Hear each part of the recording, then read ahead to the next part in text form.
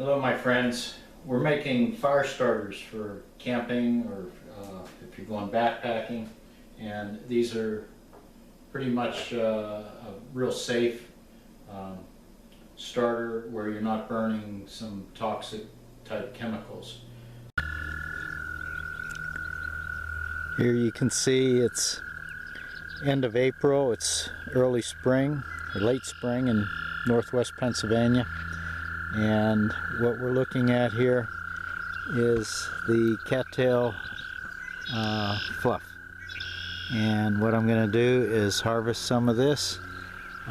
This stuff has been used for thousands of years. Native Americans used to pick this and store it and use it for bedding or for their infants, for the little kids, for like a diaper. And since then this has also been used for stuffing life jackets. The military used a lot of this.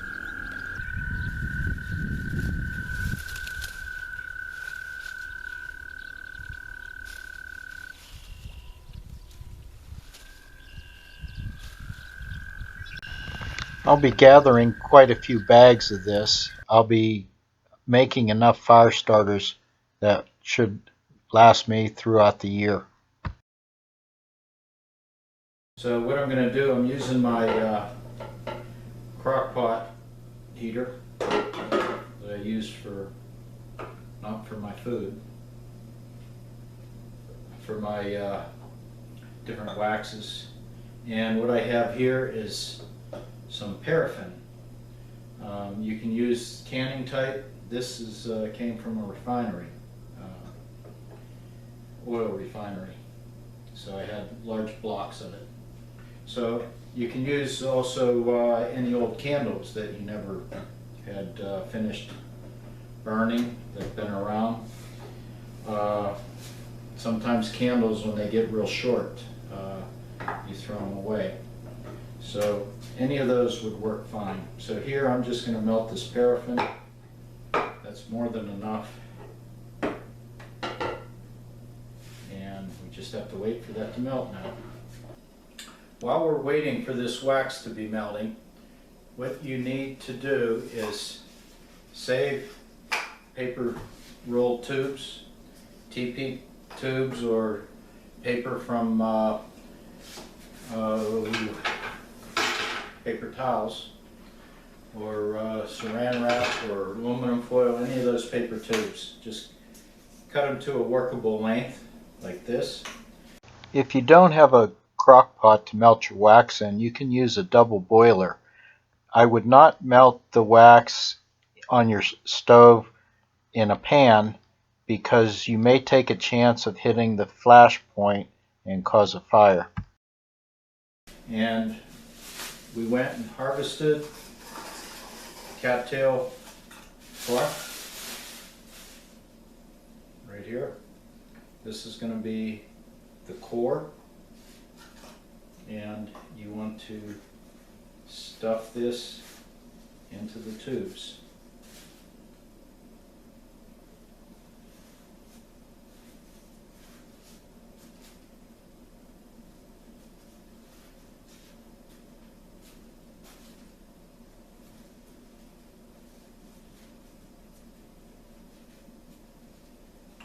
You don't have to get it real tight. That's holding pretty much right there.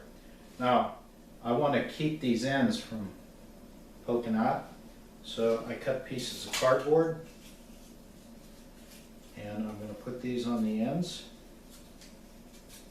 like so, and then just hold it with a rubber band or two. One should be enough right there. Now we want to prep all of our tubes this way.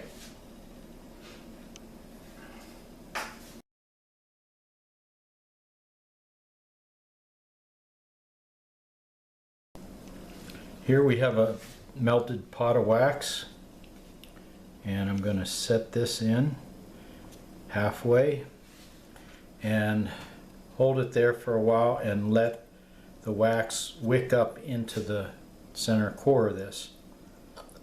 Then I'll turn it over and do the same thing with the other side. You should allow each side of these tubes to soak about 5 minutes so that the wax will wick its way into the center of its core.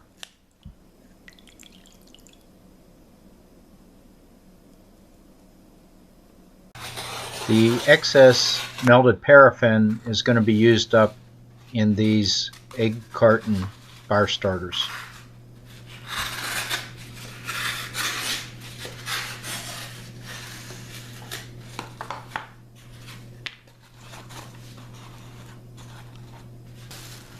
Fill all the egg carton cups with the cattail fluff, and then we pour the paraffin over top.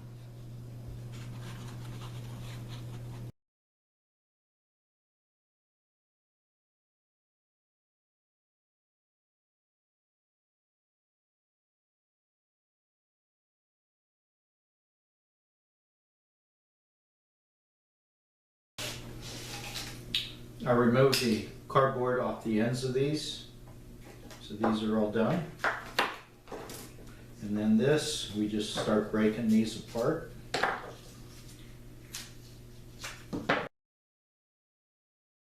The ragged edges from breaking these will make it a little bit easier to get the flame to catch on to them.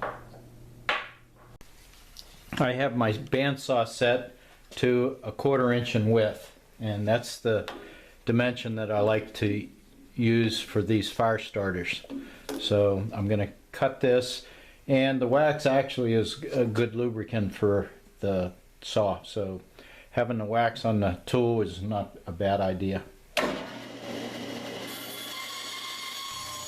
If you don't have access to a bandsaw, you should be able to cut these tubes fairly easily using a bread knife. The center portion of some of these tubes didn't wick enough wax into them, so I'm not going to use the very center portion of that tube. After you cut these are the fire starter discs. I like these so much more than the egg carton. These work fine, but the bulk is so much different. These discs at 1/4 inch thick, right here's a dozen, and there's a dozen. A dozen of these versus a dozen of these. These are going to burn approximately 5 minutes, and what I do with these to light them is I'll bend them like that, and it'll make a slight teepee shape like that. Breaking the discs in the center makes them very easily to light. It creates a lot of fuzzy small edges, and it takes the flame very readily. Also, leaving that slight teepee allows air to flow underneath of it. You can see here, this is going to be a 5-minute burn, and you can see that there's a pretty good gust of wind blowing, and it keeps changing directions. It just intensifies the flame as it's going. This should be plenty of time for you to be able to light a fire in almost any type of a condition. If you're having trouble, just use a second one. Thanks for watching, my friends. Bye-bye.